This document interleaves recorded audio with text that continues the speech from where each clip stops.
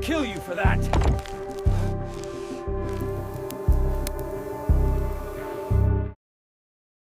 What if I told you that you could go on a short expedition and disappear for 2 years, forgotten by everyone? Two men, Ejnar Mikkelsen and Ivar Iversen, found themselves in an icy desert where their only companions were frost, despair, and the ghosts in their own minds. This is not a story about conquering the Arctic, but about how the Arctic almost conquered them. Their ship sank, the crew was rescued, and they were left alone. They had a mission, but the price of completing it turned out to be unimaginable. They had to survive in an ice hut when the whole world had already written them off as dead. It was adrift not only in the ice, but also on the brink of madness. They spent more than 2 years in isolation, battling nature in their own minds. This story of survival was almost lost, but it shows what a person is capable of when they have nothing left but hope. Watch the video to the end to find out how 2 explorers survived in an icy hell and what absurd decision saved their sanity when reality began to crumble.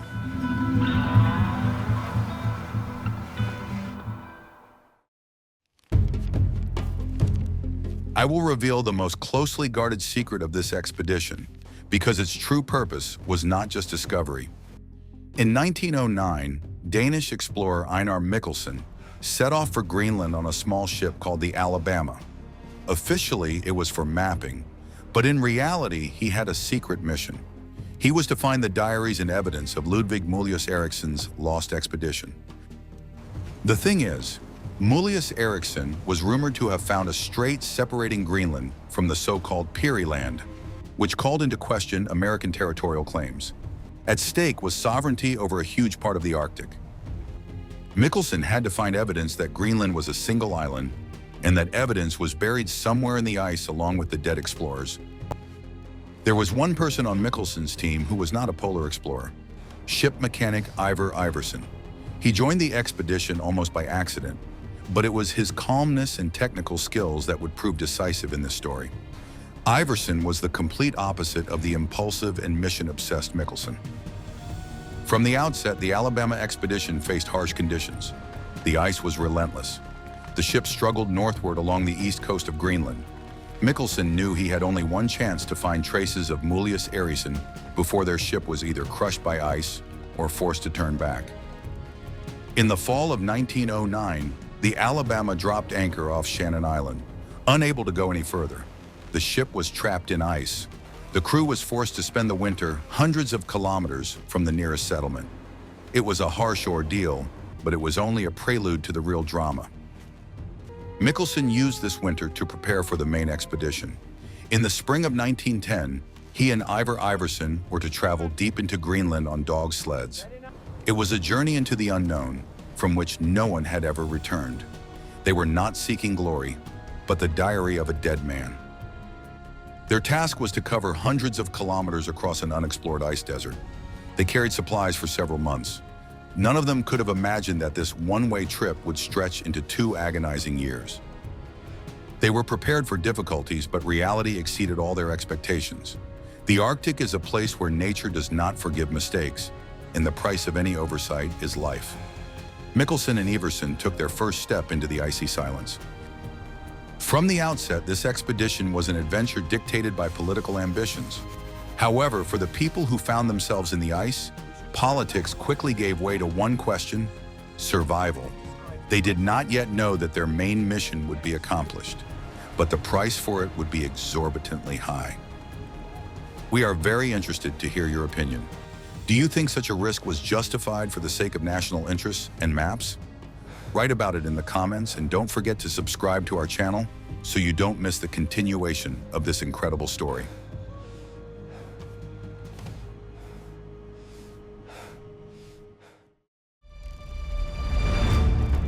Are you ready to learn the truth about what they found in the ice? In the spring of 1910, Mikkelsen and Iversen set off on their fateful sledding expedition. They left the relative safety of the ship and ventured deep into the ice sheet. Their destination was a distant fjord where, according to calculations, the last traces of the Mulius Eriksson expedition were to be found. The journey was incredibly difficult. The temperature rarely rose above -30 degrees. Every kilometer of the journey was extremely difficult. They struggled with the piercing wind, deep snow, and the constant risk of falling into ice crevasses. The dogs, their only source of traction, were getting weaker every day. Supplies had to be strictly rationed. Mikkelsen and Iversen knew they had no room for error. There might be no way back if they miscalculated their strength. They followed a route that was only a guess. They looked for stone cairns, small pyramids of stones that explorers left as landmarks and mailboxes. It was in one of these cairns that they made their most important discovery. Inside the stonework lay a small bundle. It contained the last notes of Jørgen Greenland, one of the participants in the Mulius Eriksen expedition. He was the last survivor of the group, and with his last ounce of strength, he made it to this place to leave evidence of their fate. The notes contained all the information Mikkelsen was looking for. There was evidence that Mulius Eriksen had indeed found the strait, and a map proving that Greenland was a single island. The mission was accomplished. The Danish flag could now rightfully fly over this land. But the discovery was not only a triumph, but also a tragedy. Brunlund's diary described in detail their desperate struggle for life and how they passed away one by one. Mikkelsen and Iversen stood in the middle of the silent desert, holding the last goodbye from their predecessors in their hands. They were shocked, but there was no time for reflection. They themselves had a long and dangerous journey back to the Alabama ahead of them. They took the valuable diaries and maps and turned their sled south. They were sure that the worst was behind them. Their journey had been at the limit of human endurance. They had covered more than 1,000 kilometers across one of the most inhospitable places on the planet. They had accomplished what was considered impossible. Now a ship, a warm cabin, and a homecoming as heroes awaited them. However, the Arctic had not yet had its final say. It had prepared a test for them that would make this sled journey seem like a walk in the park. What could be the worst disappointment awaiting an explorer returning from a difficult expedition? But no one guessed that the real challenge was not the ice, but what awaited them at the ship's mooring. In the next chapter, we will see how triumph turned to despair.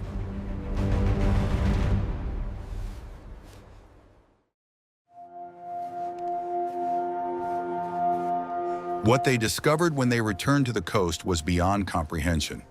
After months of superhuman effort, Mikkelsen and Iversen had finally reached the point where they had left their ship, the Alabama. They walked, anticipating rest, hot food, and safety, but all that awaited them was a pile of wreckage frozen into the ice. The ship had been crushed by pack ice. The powerful pressure had simply broken the hull like a matchbox, and the Alabama sank. It was a disaster.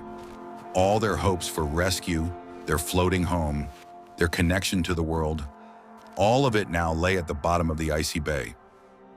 As it turned out later, the rest of the crew, having waited for Mikkelsen and Iversen longer than agreed, decided that they had perished. When a whaling ship passed by, the Alabama crew seized their chance of rescue and evacuated, leaving a note about what had happened.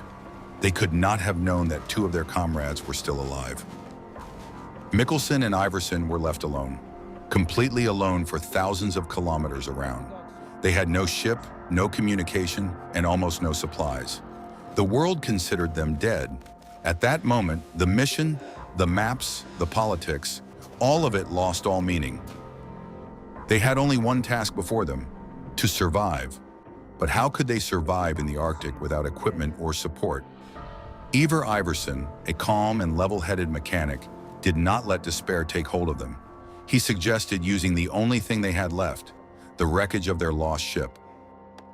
They decided to build a hut from the remains of wood washed ashore. It was their only chance to survive the coming polar night.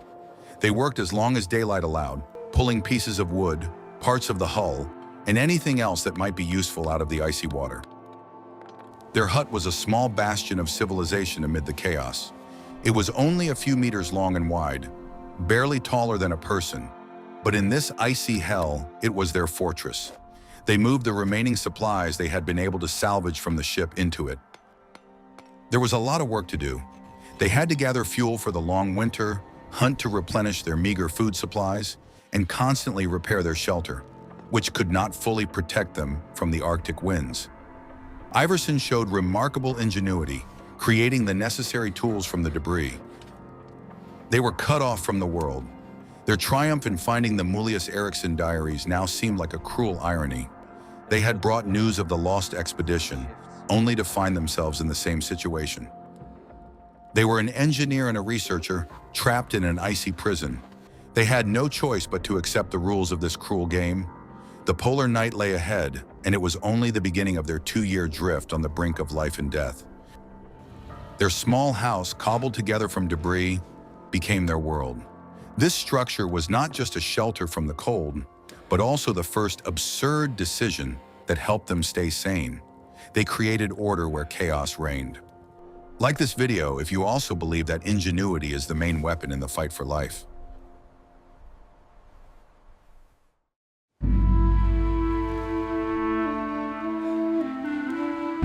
Guess what happened next when the polar night set in? The first winter in isolation tested not so much their physical strength as their psychological resilience. Mikkelsen and Iverson found themselves trapped in darkness that lasted for months. The outside temperature dropped to unimaginable levels, and their small hut barely retained the little heat they could generate. The days merged into one endless cycle. Getting up in the dark, lighting an improvised stove, eating a meager breakfast, checking traps, repairing equipment, and then darkness again. Routine became their salvation. They forced themselves to work, to do something, just so they wouldn't sit idly by and let their thoughts drift into dark places. They had a limited supply of kerosene for the lamp. They conserved it as best they could, spending most of their time in semi-darkness. In this semi-darkness, reality began to distort. The silence of the icy desert weighed heavily on their ears, interrupted only by the howling wind and the crackling of ice. As the leader of the expedition, Mikkelsen felt a tremendous responsibility. In his diaries, he described how difficult this forced passivity was for him. He was a man of action, and now he was forced to simply wait. Wait for spring, wait for summer, wait for a ghostly chance of rescue. Iverson, on the contrary, was calm and methodical. He was constantly crafting, repairing, and improving their living conditions. His engineering mind found a way out where the explorers saw only a dead end. This contrast in character, oddly enough, helped them stay afloat. But the long stay in a confined space and constant stress took their toll. They began to disagree. Minor arguments turned into tense silences, which felt even more acute in the small hut. They were the closest people to each other, and at the same time the biggest irritants. They both understood that losing control meant certain death. They had to make a conscious effort to maintain the appearance of normality. They read aloud the few books they had managed to salvage from the ship, played cards, and discussed plans for the future. Food was their main concern. Their supplies, salvaged from the Alabama, were quickly running out. Hunting was their only source of fresh meat, but during the polar night, it was almost impossible. They had to stretch every crumb, every piece of dried meat. When the sun finally returned, it was like being reborn. They emerged from their hut, emaciated, pale but alive. The first winter was over. They had survived, but this was only the beginning. In the summer of 1911, they waited to be rescued. They went ashore and stared at the horizon for hours, hoping to see the smoke of a whaling ship. But the sea was empty. No ship approached their shore that summer. Could they have prepared for such an outcome? In the next chapter, you will learn how triumph turned into disaster in an instant.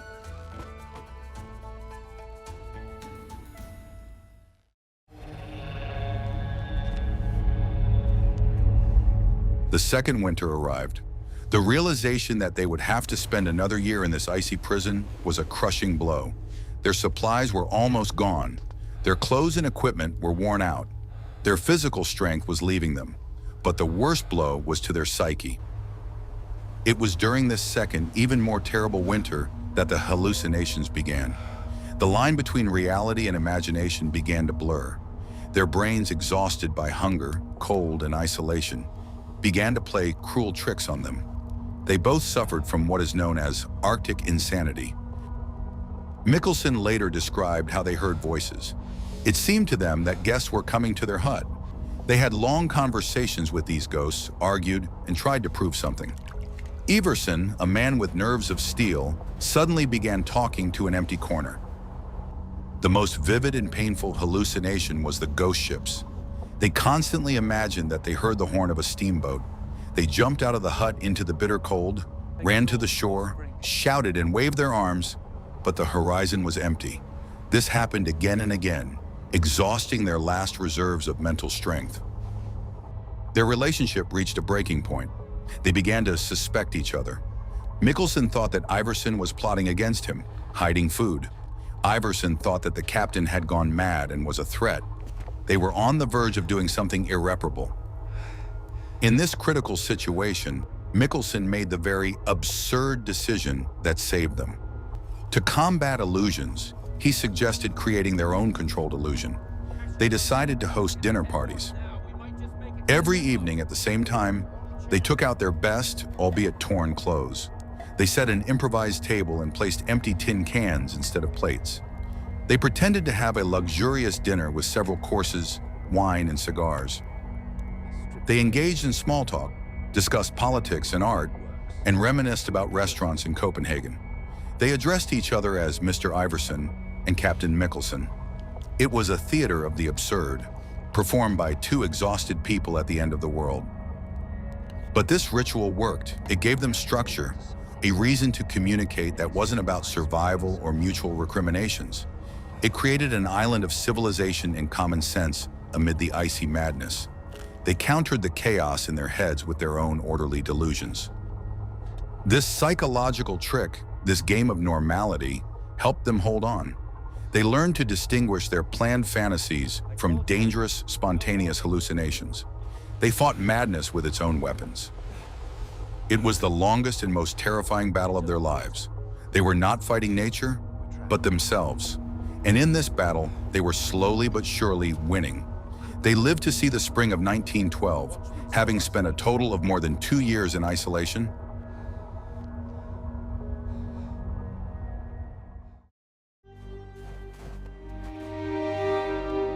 What if I told you that salvation came when they had given up waiting for it? In the spring of 1912, Mikkelsen and Iverson were at their wits' end. 2 years and 2 months of isolation, or 865 days, had turned them into shadows. Their health was undermined, but their spirit, tempered in the struggle against ghosts, was not broken. They left their hut as soon as the weather permitted. They had one last plan. They knew it was useless to wait by the sea. They had to move towards salvation themselves. They gathered the last remnants of their equipment and decided to head south towards the known whaling bases. It was a desperate move. They had almost no food. They were weak. But the alternative was to stay in the hut and wait for the inevitable end. They chose to fight, even if it was hopeless. Their journey was slow and painful. Every step was difficult. They no longer hoped for a miracle. They just walked because it was the only thing they could do. They walked past the places where they imagined ghost ships. And then, on one summer day, July 19th, 1912, the unbelievable happened. Smoke appeared on the horizon. At first, they thought it was another hallucination. They had been deceived so many times that they were afraid to believe their eyes. But the smoke did not disappear. It was getting closer. It was the Norwegian whaling bark Sjöblomsten. The captain of the ship happened to notice 2 strange people on the shore who were desperately signaling. He ordered a boat to be lowered. The sailors who rowed to the shore did not immediately recognize these 2 creatures as human beings. Before them stood 2 ragged, unshaven men with wild eyes, dressed in tatters. Mikkelsen and Iverson were barely alive. Their long Arctic voyage was over. Their rescue was like a dream. A warm cabin, hot food, human speech. It all seemed unreal after 2 years spent together in the icy wilderness. They couldn't believe that their ordeal was over. Ejnar Mikkelsen and Ejnar Iverson returned to a world that had long since buried them.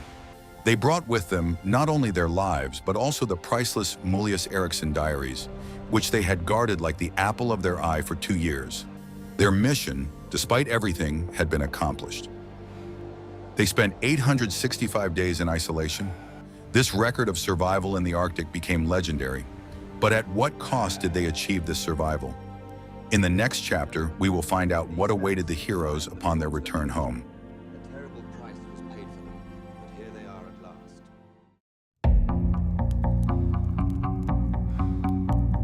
last. The homecoming was not as triumphant as they had expected.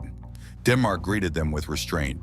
The world had changed during the 2 years they had spent in the ice. Their story seemed incredible, almost fictional. Many initially doubted the veracity of their account.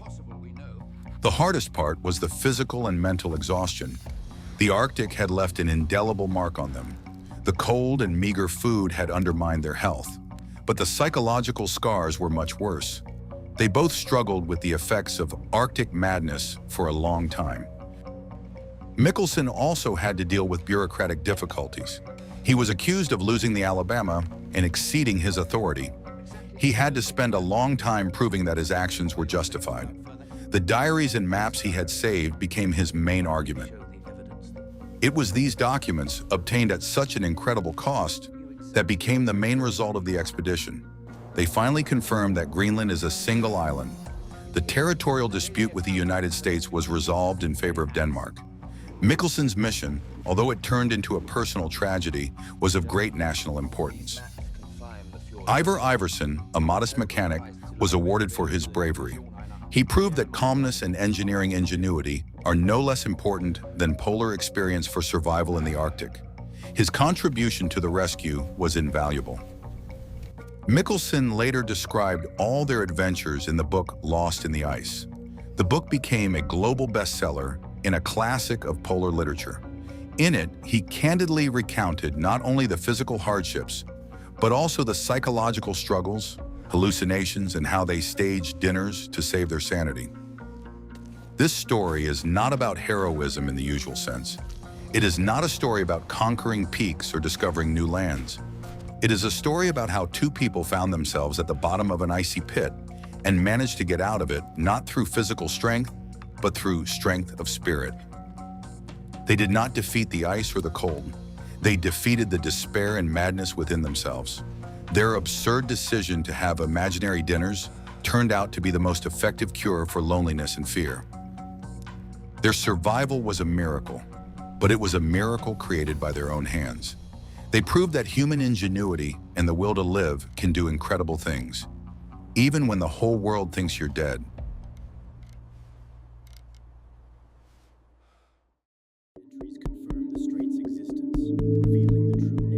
For many years, the story of the Alabama expedition remained in the shadow of other, more sensational polar dramas. It was too strange, too psychological for the heroic era of polar exploration, but its significance only grew over time. It showed the world that the Arctic is not just a physical obstacle, but also a powerful psychological pressure. Mikkelsen and Iverson were among the first to describe so candidly the mental problems faced by explorers in extreme isolation. Their experience in combating hallucinations and maintaining sanity through rituals formed the basis of many modern methods of training psychologists for astronauts, submariners, and polar explorers. It turned out that playing normal is a powerful tool for survival in abnormal conditions. The very hut they built from the wreckage of the Alabama stood in the ice of Greenland for many decades. It became a kind of monument to their incredible resilience. Other expeditions found it, read the notes they left behind, and marveled at how two people could have survived there. The value of the Mullius Ericsson diaries they saved was undeniable. The scientific and cartographic data collected at the cost of the lives of that expedition and at the cost of 2 years of Mikkelsen and Iverson's lives completed the map of Greenland and changed the political landscape of the Arctic. Ejnar Mikkelsen lived a long life and became one of the most respected figures in Denmark, a true Arctic legend. He continued to explore Greenland until the end of his days, but never again exposed himself to such risk. He knew the true price of ice.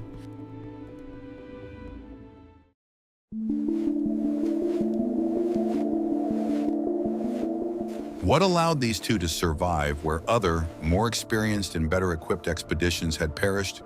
The answer lies not in equipment, but in psychology and the unique partnership between two very different people.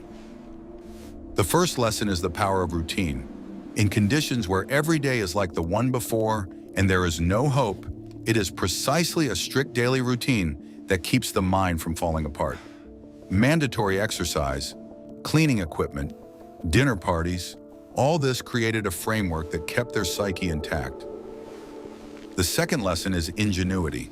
Ivar Iverson, a mechanic, proved invaluable in this situation. He could make something out of nothing. He repaired the stove, made traps, and improved their hut. This ability to solve specific, practical problems was no less important than the will to live. The third lesson is acknowledging the problem. Mikkelsen did not ignore the hallucinations or consider them a sign of weakness. He recognized that their minds were in danger and began to actively fight it. His theater of the absurd was not madness, but a method of psychotherapy. The fourth and perhaps most important lesson is the power of partnership. Mikkelsen and Iverson were completely different. One was a driven leader, the other a calm performer. In any other situation, they might not have found common ground, but in the icy hut, they became the perfect complement to each other. They were able to get through the most difficult moments, through quarrels and mutual suspicions, and not lose respect for each other. They understood that they could not survive alone. Their survival was a shared victory, where each person's contribution was equally important.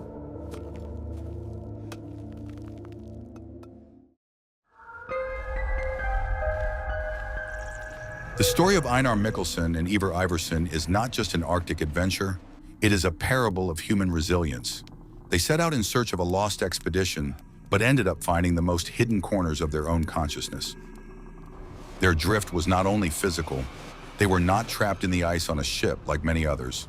They were washed ashore, but their consciousness continued to drift between reality and madness, and they were able to return from this drift. They proved that the most terrible enemy in the Arctic is not cold, hunger, or the dangers of ice. The most terrible enemy is loneliness, despair, and the silence that drives you mad. And they found a weapon against this enemy. Their weapons were routine, work, humor, and oddly enough, imagination. They did not allow their imagination to destroy their minds, but channeled it into a safe outlet by creating their own little theater. It was their way of controlling the uncontrollable. This expedition, which began as a political adventure, turned into an existential drama. It showed that in extreme situations, all titles, ranks, and goals lose their meaning. All that remains is bare life and the will to live it. Mikkelsen and Iverson returned to the world as different people. They looked beyond the limits of human capabilities and saw that there, in the darkness, one can find not only horror, but also incredible strength. Strength that allows a person to remain human.